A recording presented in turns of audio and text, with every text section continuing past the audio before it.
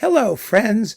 This is Dave Hurwitz, executive editor at ClassicsToday.com, here with reference recording. One of you guys mentioned the fact that my R's were getting a little bit truncated, so we thought we'd do a long one. Anyway, we're talking about Debussy's Nocturnes in this particular video.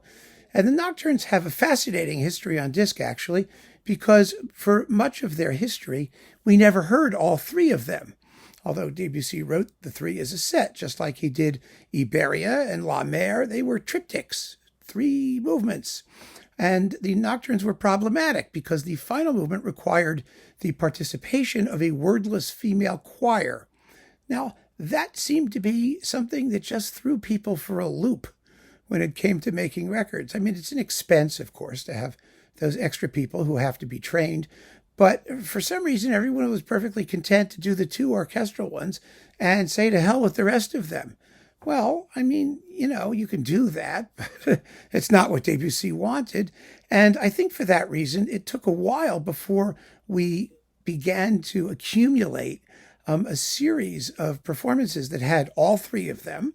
And it was pretty much into the stereo era. I mean, well into the stereo era before that started happening.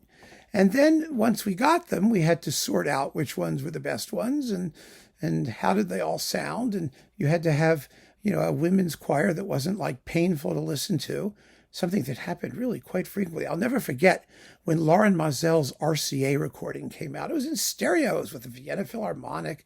And you had this, I don't know where he found the choir. I mean, there were women of the Vienna Singverein or Vienna something or other, Gesellschaft or Musikfreunde. I don't know what it was.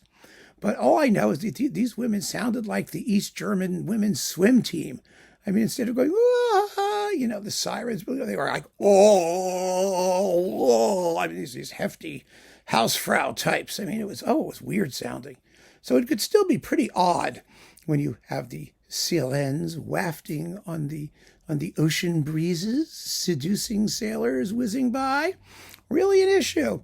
So it took a long time. And finally a recording came out which everybody agreed gave us the consensus pick for Debussy's Nocturnes. And it was this one.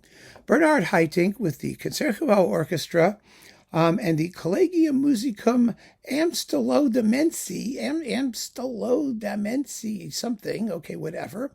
And it was coupled with Jeux, Debussy's Jeux, the ballet, which was also one of his most aphoristic and elusive pieces, in stunningly beautiful performances by a crack orchestra and a conductor who was known to simply vanish into the music. In other words, he wasn't out to score points or to make an issue of anything. He just was able to let the orchestra be its unbelievably magnificent self, keep everything moving, and attend to issues of balance and dynamics and accent and color and all of the things that you want Debussy to do without making a tzimmus, as we say in Yiddish, without making a stew of it, a whole production. You just listen to the Nocturnes and they did it. And they were gorgeously recorded by Phillips back in the day. And the same was true of Jeux, which was even more sort of like, less known and puzzling and enigmatic. And these were performances that really set a new standard for these works. And that was one of the reasons they became the reference. Sometimes, as I said, the reference doesn't have to be the best recording of something. And you could argue that there were earlier recordings of the Nocturnes that are just as good, like Martinon, for example, and some other people's. But what you got here was playing that was not to be bettered anywhere. I mean, everybody agreed with that. And sonics that were just wonderful. And an interpretation which, I hate to say let the music speak for itself, because we just had that discussion. There's always interpretation, right? But interpretation which is entirely and completely at one with the sense of the music.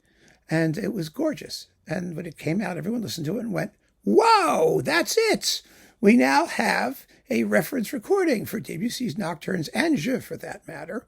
And although je has some since that time, there have been lots of other jeux running around, and some people like Boulez, and some people may like someone else. I mean, je has its little cult following. They're the justers, and the justers have their criteria. God knows what they are for what makes a great recording of je. But the Nocturnes, this has really held its own extraordinarily well, because it's just so musically fabulous.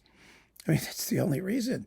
It created the moods and projected the images that we know that Debussy intended, and did so in a way that was instantly gripping and evocative, and who could ask for more?